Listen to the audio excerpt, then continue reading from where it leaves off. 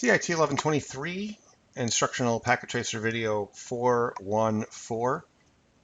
There's no points to be scored on this video. It is just a nice little lab to display how access control lists work and what happens when you take them off of an interface. So first things first is what we're going to identify is that the PCs on the left-hand side are all going to be able to ping each other. And the PCs on the right-hand side, they can ping each other. But you can't ping anything on the left over to the right. And we're going to discover that that's because there's an access control list on router 1.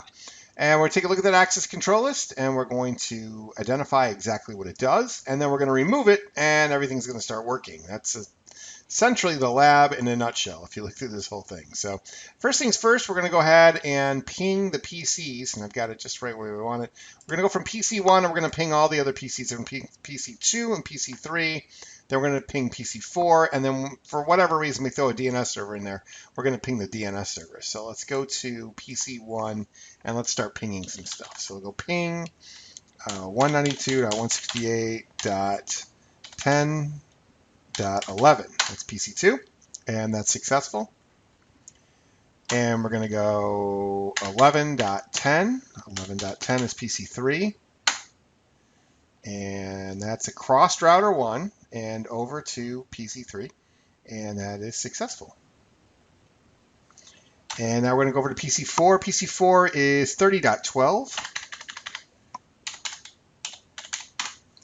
And that is failing, and that comes back immediately unreachable, unreachable, unreachable. So we can't get, something's going on with the traffic on that one. And then the last one is 31.12, 31.12. Also unreachable. So yes on the left, no on the right. And let's go ahead and close out on that. Now we've pretty much finished this, and it says, well, how come this doesn't work? Well, it could be a whole bunch of different things. It could be the routing is not set up properly, but it could be an access control list. So one of the things we're going to look at here in part 2 is the access lists on router 1. So we're going to go to router 1 and take a quick look.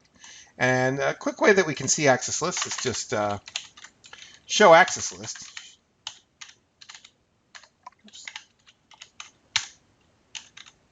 Show access lists, and I'm going to click on that, and we do have an access list that is configured, and that access list is access list number 11, so that's a standard access list, and it has a first line that says deny 192.168.10.0 with a wildcard mask of 000.255.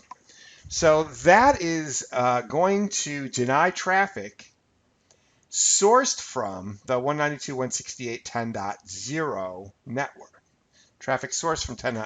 Because when we write access lists, when we write our access lists out, we're going to identify the source network in the access list, or the source device if it's a host, and that's what we're going to filter off. In this case, we're filtering to deny traffic with a source IP address of 192.168.10.0, and essentially with that wildcard mask, that would be anything on that /24 LAN would be blocked. But if we didn't start with a 10, we would be able to ping other devices. They don't go there right now, but if we just took a look at PC3, oh, we can't. Yeah, we can. There we go. And we go to PC3, and we look at PC3, and we saw was PC1 could communicate with 2 and 3, but not 4 and DNS. So from PC3, if we try to ping PC4, should it work? 30.12. And what you're going to see is it is going to come back successfully because there is no access list that is blocking PC3. PC3 as a path across, and PC3 is also not on the 192.168.10 network. It's on the 192.168.11 network. So it's not affected by that particular access control list. So I just wanted to point that out. So it shows the access list here. We showed the access list. We give us a little fancy way to pull up everything that has specific commands in it with the pipe. So we'll do that. Show run space pipe space include, which means include these things, interface, and then pipe again, access. So this says show run anything that has the word interface or access, and that's what we get. And it shows us interface G0/0, G0/1, serial 000, IP access group 11 out. So that is on serial 001 is where that access list is posted. We could have just done a show run and we could have seen the exact same thing.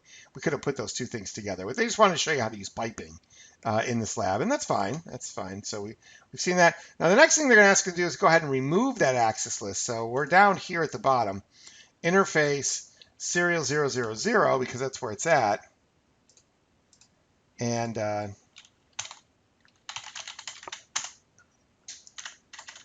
if we look at those interfaces, you see here, the access list is posted to serial 000. And if we continue down a little bit there, we'll see access list again. Now, here's the thing. As long as we take the access list off of the interface, it will it will fail to work at that point in time. So let me give you an example. PC1, we were looking at this a minute ago, and we just did some pings that were failing across. And we're pinging 31.12, and that was failing. Now let's go ahead and I'm just going to do a perpetual ping. So I'm going to do ping space -t, which is going to let the ping keep running. And this is going to fail, fail, fail. And I'm going to minimize this, and I'm going to remove the access list from the interface. And you're going to see that it's going to start working.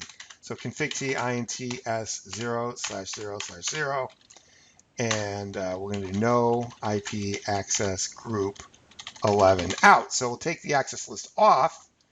And as soon as we take the access list off of the interface, what we're going to see is that, scroll all the way down, the replies start happening immediately. So I don't have to delete the access list.